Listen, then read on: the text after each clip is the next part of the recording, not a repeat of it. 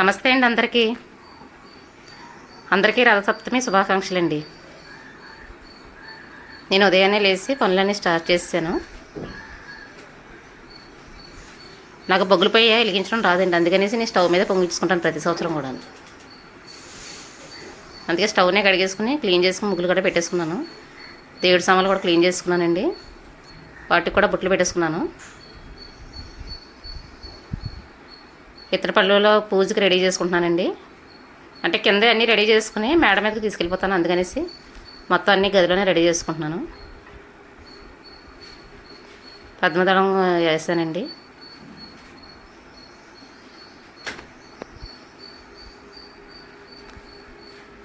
అంటే అందరూ పీట వేసుకుని చేసుకుంటారు, నేనైతే ఇతర పళ్ళులోనే చేసుకుంటానండి. ఆవు పాలు పొంగించుకుంటున్నాను.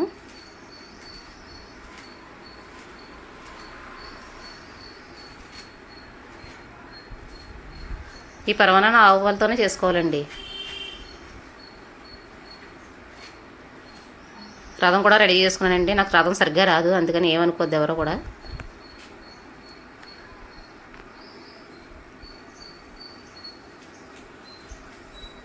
పాలు కూడా పొంగినాయండి. పాలు కొద్దిగా పొంగిలా ఉంచాలండి. పొంగిన తర్వాత పొడి బియ్యం వేసుకోవాలి. బియ్యాన్ని కడగకూడదండి, పొడి బియ్యం 3 గుప్పిళ్ళు వేసుకోవాలి. ఇందులో సగ్గు బియ్యం కానీ యాలకులు కానీ అలాంటివి ఏమి వేసుకోకూడదండి.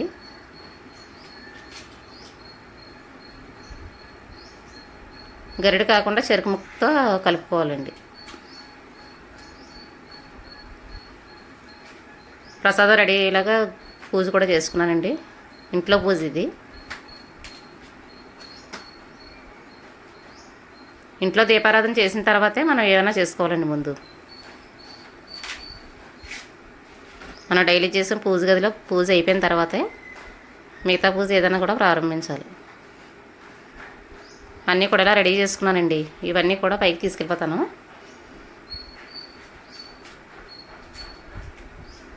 సలివిడి, వడపప్పు, రేగిపళ్ళు, ప్రసాదం కూడా రెడీ అవుతుందండి.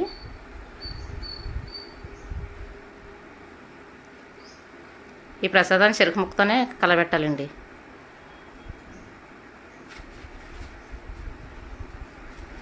విఘ్నేశ్వరుని కూడా చేసుకున్నాను.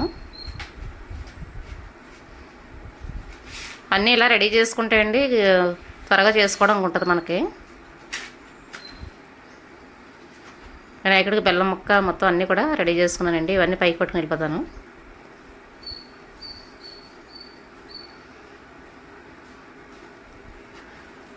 వడపప్పు నానబెట్టుకున్నానండి. చిక్కుడాకులు 7 చిక్కుడాకులు పెట్టుకోవాలండి. 7 చిక్కుడాకుల్లోనే ప్రసాదం పెట్టాలి కదా. 7 చిక్కుడాకులు రెడీ చేసుకున్నాను. తులసం దగ్గర కూడా దీపం పెట్టేసుకున్నానండి.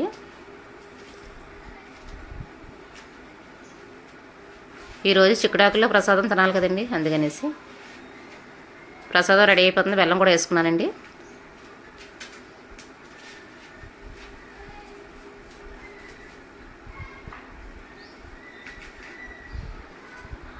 బాగా కలుపుకోవాలి బెల్లం కరిగేంత వరకుని.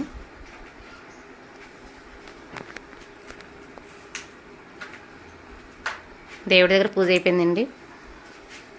తులసం దగ్గర పూజ కూడా అయిపోయింది. అది దేవుడిగా చిన్నదండి, దానివల్ల ఎక్కువ ఫోటోలు గట్ట పట్టాం మాకు. మేడ మీదకి వెళ్ళిపోయామండి. మేడ మీద రథం ముగ్గు వేసుకుంటున్నాను. శుభ్రంగా తుడిసేసి కళాపి వేసానండి. కళాపి వేసి రథం ముగ్గు పెట్టుకుంటున్నాను.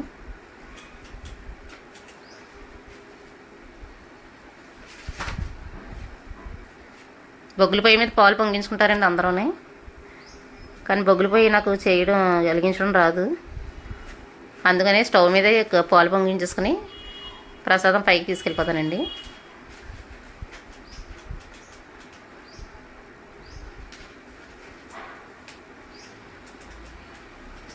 సూర్యుని ప్రతిబింబం కూడా వేసుకున్నానండి. శంకు, చక్రం, పద్మం ఏదో నాకు వచ్చినట్టుగా వేసానండి.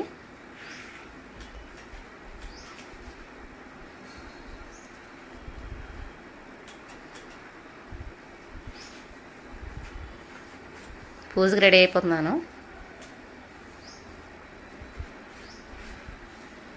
నేను అన్నీ రెడీ చేసేసుకున్నందువల్ల పూజ ఫాస్ట్గా అయిపోయిందండి. ముందుగా దీపం వెలిగించుకున్న తర్వాతే ఏదైనా స్టార్ట్ చేయాలి. పైన అయితే విపరీతమైన గాలి వేసేస్తుందండి, దీపం అసలు నిలబడతలేదు.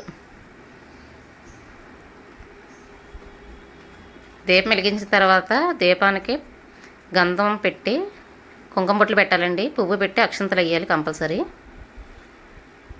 విఘ్నేశ్వర పూజ కూడా చేసుకుంటున్నాను. ముందు గణేషుడు చేసిన తర్వాతే ఏదైనా మొదలు పెట్టాలి.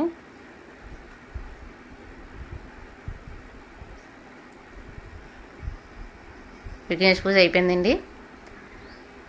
బెల్లం ముక్క ప్రసాదం కంపల్సరీ పెట్టాలి. వినాయకుడికి బెల్లం ముక్క అంటే ఇష్టం కదండి.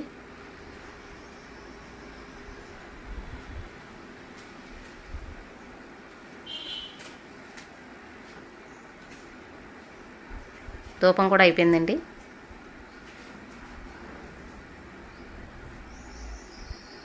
ప్రధాన కూడా పసుపు కుంకుమతో పూజ చేసుకోవాలండి.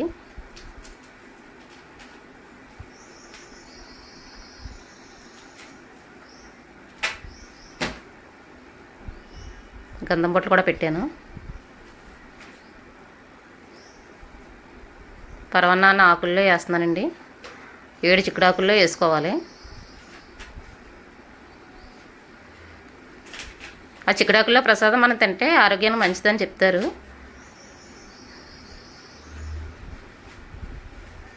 వేడివేడి పరవన్నాన్ని ఆకుల్లో వేసుకోవాలండి. అది పూజ అయిపోయిన తర్వాత మొత్తం ఇంటిలి పాది తినాలండి. అది కంపల్సరీ పాడేయకూడదు. కొబ్బరికాయ కూడా కొట్టేశానండి. హారతి ఇచ్చేసుకుంటే పూజ అయిపోయినట్టే.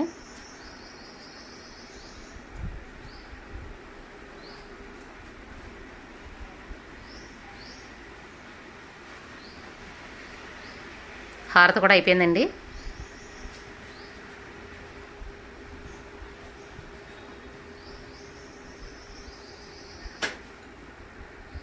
మేడ మీద వల్ల మాకు బాగా ఎండ అయితే వస్తుంది బాగానే. అంతేనండి, తాంబూలం అన్నీ సమర్పించేసాను. నేను చేసే పూజలో ఏమైనా తప్పులు ఉంటే కామెంట్ చేయండి. పూజ చేసేటప్పుడు ఏదో ఒకటి మర్చిపోతాం కదండి. అంతేనండి, పూజ అయిపోయింది.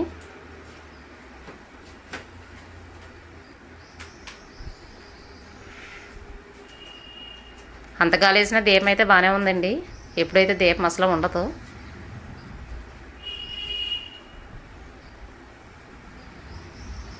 అంతేనండి, నా చిన్న పూజ ఇది. సింపుల్గా చేస్తాను. ఏమైనా తప్పులు ఉంటే చెప్పండి.